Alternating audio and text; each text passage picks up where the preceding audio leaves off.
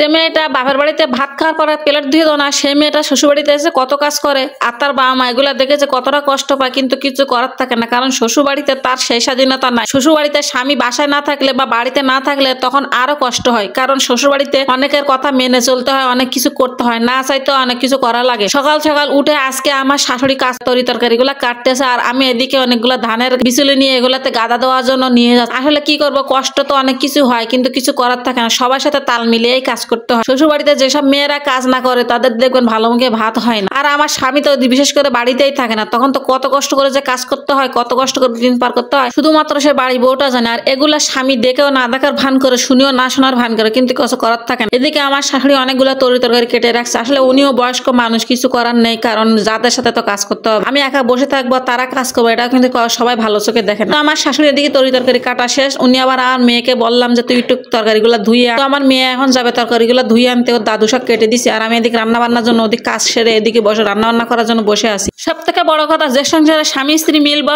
শান্তি থাকে সেই সংসারে দেখবেন সব কাজ হাসি মুখে করা যায়। স্বামী যদি ভালো হয়, স্বামী যদি স্ত্রী মন বোঝে, কষ্ট বোঝে, দুঃখ বোঝে, তাহলে দেখবেন সেই সংসারে স্ত্রী যদি কষ্ট না খেয়েও থাকতে পারে, স্বামীর সাথে তাল মিলিয়ে তার কোনো কষ্ট হয় না, এবং সে যদি গাছতলায়ও রাখতে চায় সেখানেও থাকা যায়। তো আমার সংসারে আসলে আমার স্বামী অনেক ভালো। আর আজকে আমি অনেক কাজ করছি দেখে আর সবাই আমার হাতে হাতে কাজ করে দিচ্ছে, আমার শাশুড়ি, মেয়ে, আমার স্বামী সবাই একটু একটু করে আমাকে কাজ গোছাই দিচ্ছিল। আমারও অনেক ভালো লাগতেছিল, অনেক ক্লান্তির মাঝে এটা অনেক ভালো লাগে। আর বিশেষ করে আমার শাশুড়িও তো অসুস্থ, সেও বা অত এই কাজ করে দিবে। আজকাল সংসারে দেখবেন যদি সবাই মিলে কাজ করি তাহলে সেই সংসারে সবাই একসাথে মানে শান্তিটা বহন করে। আর যদি মনে করেন যে একজনের উপর সবাই চাপ সৃষ্টি করে তখন কোনো কিছু করে পারা যায় না। যাই হোক, আসলে যেখানে দেখবেন যারা প্রবাসীর বউরা আরো বেশি কষ্ট করে, কারণ তারা স্বামীরা বছরের পর বছর বাইরে থাকে, আর স্বামীরা যখন বাইরে থাকে তখন দেখবেন স্ত্রীর উপরে অনেক মানসিক নির্যাতন, অনেক শারীরিক নির্যাতন তৈরি হয়ে থাকে, সেটা আসলে শ্বশুরবাড়ির লোকজনই করে থাকে। অনেক কথাই তো বললাম। এদিকে বিকাল হয়ে গেছে, খাওয়া দাওয়া করে বসে আছি, এর মধ্যে মনে পড়লো যে ঝাঁটা বান্ধি নাই, তো আমার উঠান টুটান ঝাড়ু দিতে পারতেছি না, অন্য ঝাঁটাগুলো সব শর্ট হয়ে গেছে। পাড়া থেকে এক মেয়ে এসে তো বললাম তুই এগুলো ধরতে, আমি একটু ঝাঁটা বান্ধি নি। আসলে গ্রামে থাকলে এগুলো করতেই হবে, আর আমি